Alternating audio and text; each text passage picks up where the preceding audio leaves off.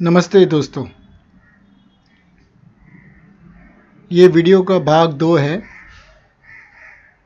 How to live from urgency of change.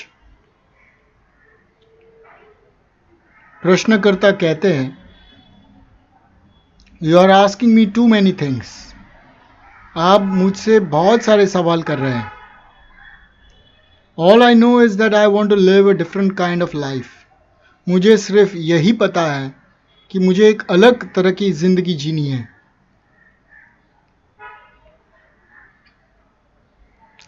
I don't know what it means. मुझे नहीं मालूम उसका क्या मतलब है। I don't know why I am seeking it. मैं ये भी नहीं जानता कि मैं इसको क्यों सीख कर रहा हूँ, इसको क्यों सर्च कर रहा हूँ। And as I said, I am utterly bewildered by it all. और जैसे मैंने कहा, मैं पूरी तरह से कंफ्यूज्ड हूँ। इस पर कृष्णमूर्ति जी कहते हैं, your basic question isn't it how are you to live in this world. तो आपका जो मूल सवाल है, जो बेसिक सवाल है, वो यह है कि आप इस दुनिया में कैसे जिए। Before you find out, let us first see what this world is. इससे पहले कि हम इस प्रश्न में जाए कि इस दुनिया में कैसे जीना है या कैसे जिया जाए, हम ये देखते हैं कि ये दुनिया क्या है पहले।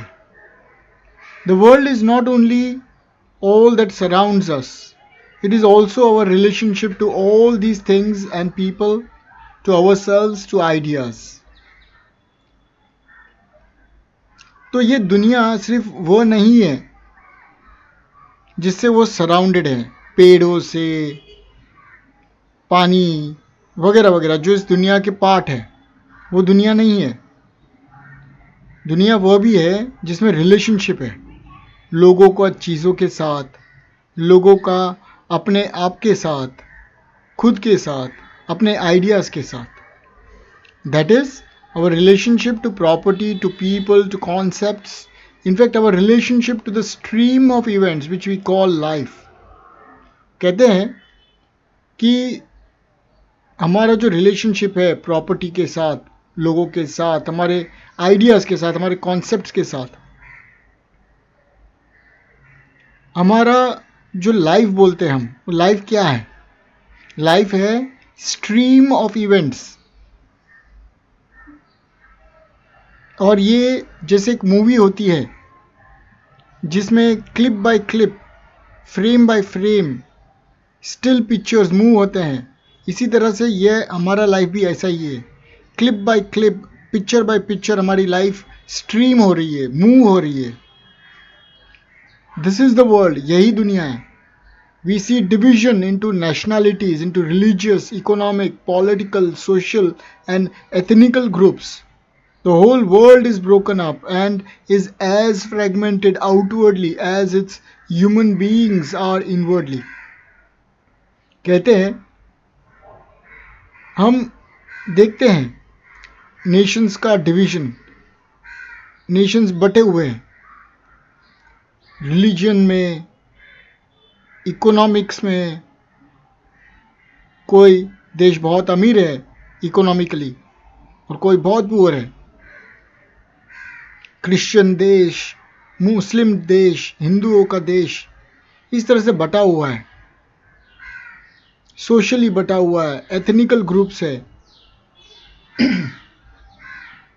पूरी दुनिया टूटी हुई है, ब्रोकन अप है, फ्रेगमेंटेड है बाहर से।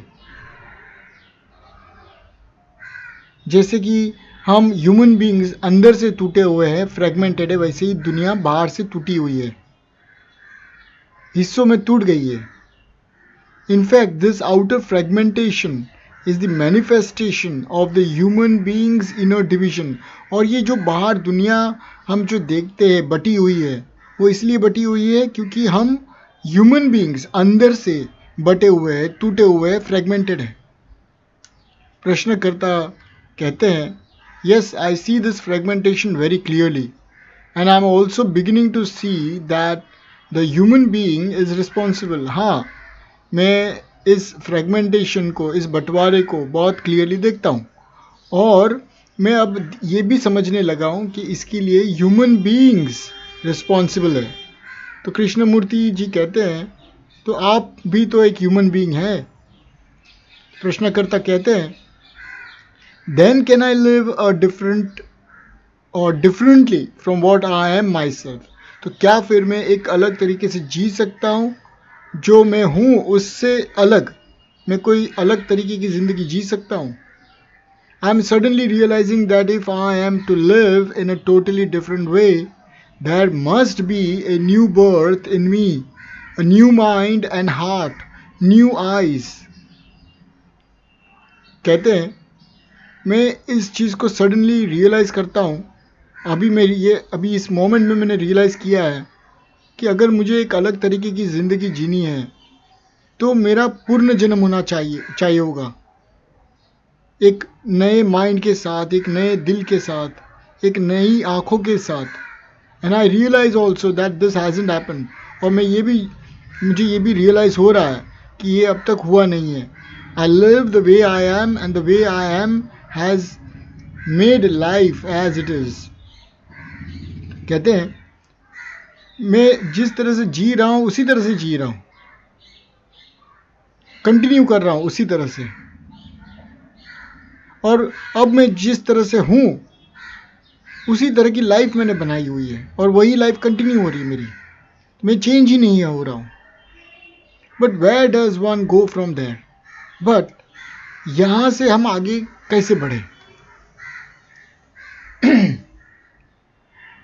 तो कृष्णमूर्ति जी कहते हैं you don't go anywhere from there. आप वहाँ से किधर भी नहीं जाएंगे. There is no going anywhere. किधर भी जाना भी नहीं है. द गोइंग और the searching for the ideal or for what we think is better gives us a feeling that we are progressing, that we are moving towards a better world. कहते हैं कृष्णमूर्ति जी कि किधर भी नहीं जाना है. अगर आप किधर जाना चाहते हैं, जैसे कि प्रोसेस है गोइंग का, या आप कोई आइडियल, आपके आइडियल्स के लिए सोच रहे हैं या ढूंढ रहे हैं उसको, आपका कोई गोल है, क्योंकि आपको मालूम है कि मेरे माइंड में ये आइडियल है तो ये मुझे कोई बेटर चीज़ की तरफ लेके जा रही है. हम कभी भी बेकार चीज़ की तरफ नहीं जाते या ख़राब चीज़ की तरफ नहीं जाते. हम हमेशा अच्छी चीज़ों की तरफ जाना चाहते हैं. इसलिए हम एक आइडियल रखते हैं, एक गोल रखते हैं, एक एम रखते हैं. और ये हमको एक प्रोग्रेशन का, एक प्रोग्रेसिंग का एक फीलिंग देता है कि हम एक बेटर वर्ल्ड की तरफ मूव कर रहे हैं. But this movement is no movement at all because the end has been projected out of our misery, confusion, greed and envy. ये बहुत ब्यूटीफुली कहा इन्होंने कि जहाँ पर भी हमारा मिजरी है, कन्फ्यूजन है, ग्रीड है और एनवी है, अगर यहाँ से हम प्रोजेक्ट करते हैं कोई भी मूवमेंट अच्छे की तरफ, अच्छे के लिए, तो वो मूवमेंट होगा ही नहीं. क्योंकि हम ऐसे स्टेट से हम प्रोजेक्ट कर रहे हैं जहाँ पे ऑलरेडी प्रॉब्लम है, तो ये कोई मूवमेंट नहीं होगा. So this end which is suppose to be the opposite of what is really the same as what is. It is engendered by what it is. तो ये जो एंड पॉइंट है जहाँ पे हम पहुंचना चाहते हैं, जिसको हमने प्रोजेक्ट किया है, जो हमारे आइडियल्स हैं, वो जो एंड पॉइंट है हमारे माइंड में है कि हम जहाँ पर हैं अभी उससे एग्जैक्टली अपोजिट है. सपोज अभी हम दुखी है तो हमारा एंड पॉइंट, हमारा जो प्रोजेक्शन है वो है सुख का, खुशी का. तो एग्जैक्टली अपोजिट है जो है उससे एग्जैक्टली अपोजिट. तो अभी जो है व्हाट इज राइट नाउ, उससे एग्जैक्टली अपोजिट हमारा एम है.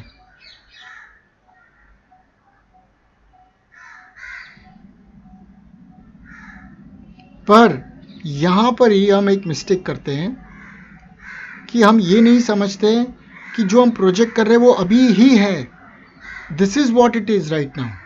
और कोई गोल नहीं है, कोई एंड पॉइंट नहीं है, जो है वो यही है. What is right now.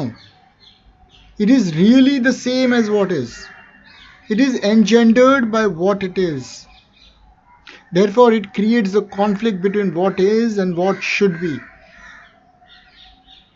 और यही जो मूवमेंट है, ये कॉन्फ्लिक्ट पैदा करता है, ये टकराव पैदा करता है. किसके बीच में? जो है और जो होना चाहिए के बीच में. तो जैसे ही हम प्रोजेक्ट करेंगे तो कॉन्फ्लिक्ट आ जाता है. This is where our basic confusion and conflict arises. और यहीं पे हमारा जो कंफ्यूजन है और जो हमारे अंदर जो टकराव है, जो घर्षण है, कॉन्फ्लिक्ट है, वो पैदा होता है. कहाँ से पैदा होता है? तो ये होता है हमारे प्रोजेक्शन से, हमारे मूवमेंट से. जब जो है उसके साथ नहीं रहना है और हम किसी और चीज़ के लिए, कोई आइडियल के लिए प्रोजेक्शन करते हैं कि मैं यहाँ पे खुश नहीं हूँ, मैं वहाँ पर जाके खुश रहूँगा. तो यहीं से पूरा हमारा जो स्ट्रेस है, जो कॉन्फ्लिक्ट है, जो कॉन्ट्राडिक्शंस है, जो कन्फ्यूजन्स है, सब यहीं से जनरेट होता है. The end is not over there. जो एंड पॉइंट है वो वहाँ पर नहीं है, किधर दूर नहीं है. It is not on the other side of the wall. वो वॉल के उस तरफ भी नहीं है. मतलब उसको प्रोजेक्शन नहीं कर सकते. The beginning and the end are here. जो शुरुआत भी यही है और उसका जो एंड है वो भी यही है. तो everything is in here right now. पर जैसे ही हम प्रोजेक्ट करेंगे तो ये सारी चीज़ें, जैसे कॉन्फ्लिक्ट, कन्फ्यूजन, कॉन्ट्राडिक्शन, ये सब चीज़ें आएगी. तो प्रश्नकर्ता कहते हैं, wait a minute sir please, I don't understand this at all. अभी ये बहुत स्वाभाविक है. अब मैं जैसे अभी पढ़ रहा हूँ, मुझे मौका है उनके वर्ड्स को 4 बार समझना, 10 बार समझना. ऑडियंस के पास तुरंत उसको सुनना, उसको एब्जॉर्ब करना, उसको समझना टाइम नहीं होता उनके पास. तो कह रहे हैं कि मुझे ये सारी चीज़ें समझ में नहीं आ रही है. Are you telling me that the ideal of what should be is the result of not understanding what is. बहुत अच्छा सवाल किया इन्होंने. कह रहे हैं कृष्णमूर्ति जी से, क्या आप ये बताना चाहते हो कि हमारे जो आइडियल्स हैं, हमारे जो सपने, गोल्स, हम जो कुछ अचीव करना चाहते हैं, जो अभी नहीं है, जो हम प्रोजेक्शन कर रहे हैं, जो हम सोच रहे हैं कि हम आगे जाके खुश होंगे, वहाँ पे जाएंगे तो खुश होंगे, उस तरफ जाएंगे तो खुश होंगे, ये करेंगे तो खुश होंगे. तो ऑडियंस पूछ रहे हैं, वो बता रहे हैं, क्लैरिफाई कर रहे हैं. तो क्या कृष्णमूर्ति जी आप जो बता रहे हैं हमको, ये जो आइडियल है, जो होना चाहिए, वो इसलिए आ रहा है क्योंकि हम अब जो है व्हाट इज उसको नहीं समझ पा रहे. Are you telling me that what should be is what is and that this movement from what is to what should be isn't really a movement at all. बहुत अच्छे से, भले उन्होंने एक बार सुना है ऑडियंस ने, बट ये प्रश्नकर्ता बहुत अच्छे से इसको एक्सप्लेन कर रहे हैं और जो कृष्णमूर्ति ने कहा वो एग्जैक्टली वही रिपीट कर रहे हैं. तो वो प्रश्नकर्ता कहते हैं कृष्णमूर्ति जी को कि आप मुझे जो बता रहे हैं वो यह है कि जो होना चाहिए और जो है वो एक ही चीज़ है. और ये जो मूवमेंट है फ्रॉम व्हाट इज, जो है अभी, और जो होना चाहिए का, वो कोई मूवमेंट ही नहीं है. तो कृष्णमूर्ति जी कहते हैं, it is an idea, it is fiction. ये सिर्फ एक आइडिया है. ये जो मूवमेंट है ये आपका एक फिक्शन है, आपका एक इमेजिनेशन है, आपका एक आइडिया है. If you understand what is, what need is there for what should be. अगर आप what is को समझते हैं तो what should be को समझने का कोई ज़रूरत ही नहीं है, वहाँ पर आप जाओगे ही नहीं। आप वहाँ पर जाते हो what should be में या आपकी इमेजिनेशन में आप जाते हो क्योंकि आप what is के साथ रहते ही नहीं हो।